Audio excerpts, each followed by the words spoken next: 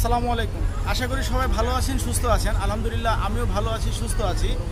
এই সপ্তাহে একটি ভিডিও আপলোড করেছিলাম চেক ডিজনার মামলায় জামিনের বিষয়টা নিয়ে। টাকা জমা দিয়ে যে আপিলের শর্তে জামিনটা চাওয়া হয় সেই জামিনের বিষয়ে। তো পরবর্তীতে এই ভিডিওতে আপনাদের আমি ব্যাপক সাড়া পেয়েছি এবং এই ভিডিওটা আপলোডের পরে আমার কাছে সরাসরি ফোন কলের মাধ্যমে কিছু প্রশ্ন জানতে চাওয়া হয়েছে যে প্রশ্নগুলোর উত্তর কি।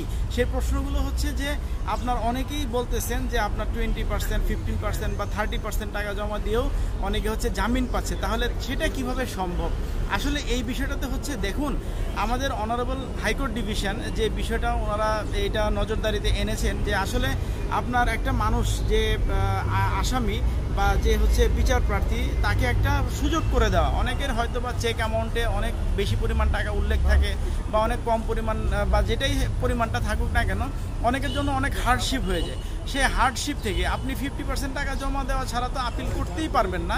জাস্ট অনারেবল হাইকোর্ট ডিভিশন থেকে যে অর্ডারগুলো আমরা ইতিমধ্যে দেখতে পাচ্ছি যে এগুলোতে অনারেবল হাইকোর্ট ডিভিশন আসামিকে 20% বা 30% টাকা জমা দেওয়া সাপেক্ষে জামিন দিচ্ছেন। তো এই বিষয়গুলো আসলে আপনার লিমিটেড পিরিয়ডের জন্য, হ্যাঁ, সীমিত সময়ের জন্য।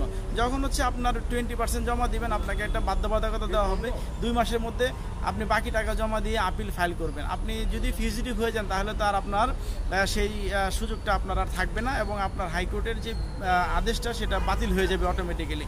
সো সেই জন্য আপনার যে 20% এবং 30% এটা আসলে আইন হিসেবে ধরা যাবে না। এটা হচ্ছে আপনার একটা প্রাথমিক পর্যায়ের একটা রিলিফ, যে আপনি আগে জেল থেকে বের হয়ে আপনি চেকের উল্লেখিত অ্যামাউন্টের 50% টাকা আপনি সংগ্রহ করে আপিলটা ফাইল করবেন, এইটার একটা আপনাকে সুযোগ করে দেওয়া। হ্যাঁ, তো এইটা অনেকেই সুযোগটা নিচ্ছেন। আমি মনে করি এটা আসলে একটা ভালো উদ্যোগ এবং আমি মনে করি যাদের এরকম সামর্থ্য নেই, হ্যাঁ, আপনারা অনারেবল হাইকোর্ট ডিভিশনে এসে আপনাদের কথাগুলো বলে আপনারা চেকের উল্লেখিত যে অ্যামাউন্ট আছে তার হচ্ছে যে আপনার 20%, 30% যাই আপনার অনারেবল হাইকোর্ট ডিভিশন থেকে যে আদেশটাই পান না কেন, আপনারা এটা আপনি অ্যাপ্লাই করতে পারেন। হ্যাঁ, আর একটা বিষয় হচ্ছে এখানে খেয়াল রাখতে হবে যে অনারেবল হাইকোর্ট ডিভিশনও এই মামলাগুলোতে আমি যে জিনিসটা দেখেছি যে আপনার উদ্দেশ্যটা কেমন। আপনি এক বছর আগে রায় হয়েছে, আপনি 1 বছর পরে আসছেন, আপনি কিন্তু এই সুবিধাটা আশা করি পাবেন না, কেননা আপনার আইনের প্রতি শ্রদ্ধাশীল না।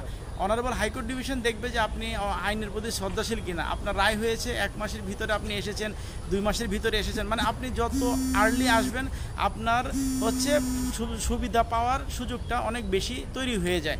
সো আপনাকে কেন সুযোগ দিবে যদি আপনি 5 বছর পরে আসেন বা 10 বছর পরে আসেন, তাই না?